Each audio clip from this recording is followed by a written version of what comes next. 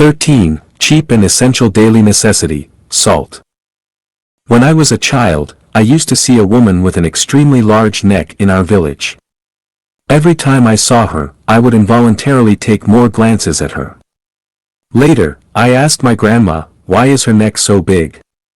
Grandma replied, according to doctors, because she did not have enough iodized salt. When I was young, there were a fairly large number of mentally challenged people in the two neighboring villages. I asked my father, why are there so many retarded people in those two villages? My father responded, possibly because they have had too much salt from Bayan Gully. Let me talk a little bit about my hometown in this paragraph. I spent my early childhood in my hometown where the Yellow River and Daxia River met. My family had an orchard and vegetable garden, from where I could look westward at the spectacular view of the Yellow River falling from the sky, which glittered in the sunshine. To the north, across the river, were the beautiful scenes of Wangjia Mountain and Wangjia Plain, and the flocks of horses, cattle, and goats on the shoals. To the south, wire-pulled boats and sheepskin rafts were ferrying passengers across Daxia River. To the east, cascades of houses were shaded and embraced by green trees. The two springs near the village were warm in winter and cool in summer.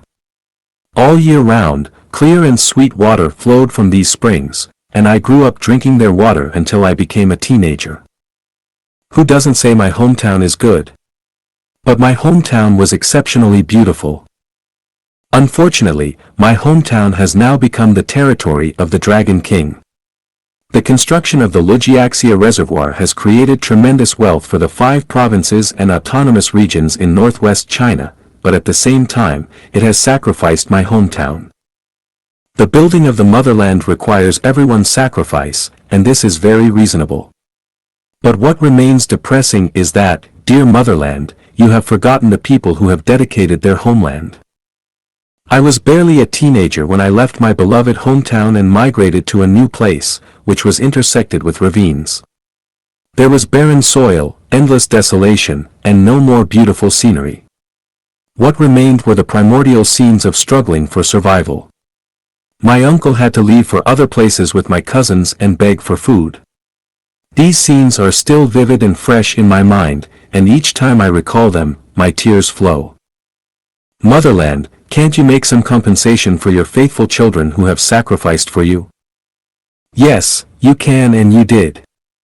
Every time you only gave us a set of selected works of Mao Zedong for consolation.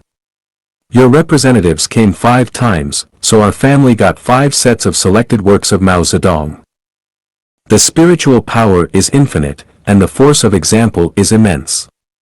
But you have overlooked the fact that we are merely ordinary people. Even if you have piled my house and courtyard with selected works of Mao Zedong, we still need food and clothes, and need to get married. Motherland. Have you ever thought about the lives of those poor people who have sacrificed their homeland for you when you spent hundreds of millions of RMB decorating Chang'an Avenue? Now let me return to the topic. There is a deep gully called Bayan Gully near the 2 villages just mentioned. In the gully, there flows a gurgling stream, not of clear spring water, but of salty and turbid water.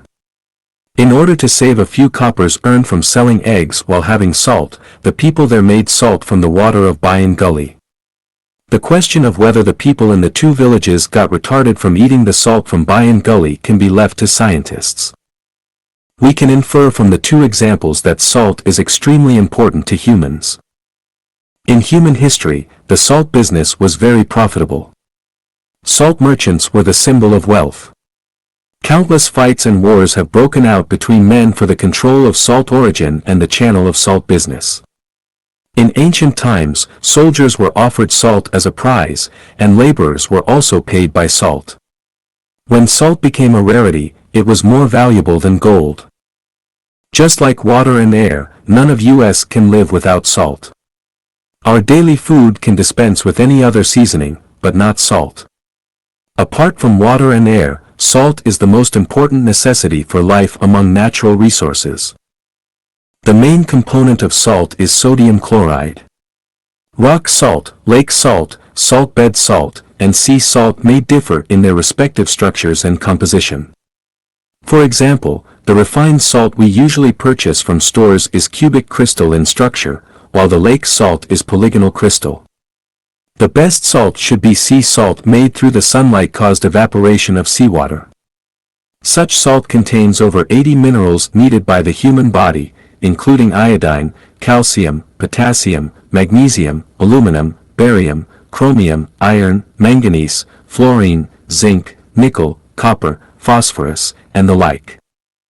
Salt is not only a superior seasoning and preservative but also the key substance to keep us healthy and vigorous.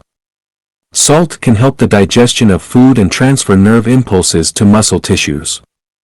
But consuming too much salt can damage the heart, cause high blood pressure, and lead to overweight, as well as the decline of kidney function, the disorder of menstruation, and edema. The most important thing for life is air. Without air, man will die immediately, so there must be an adequate supply of air to guarantee the viability of life. The second most vital thing is water. Without water, man cannot survive for long, so there must be a great reserve of water to keep life going. The third most important thing for life is salt.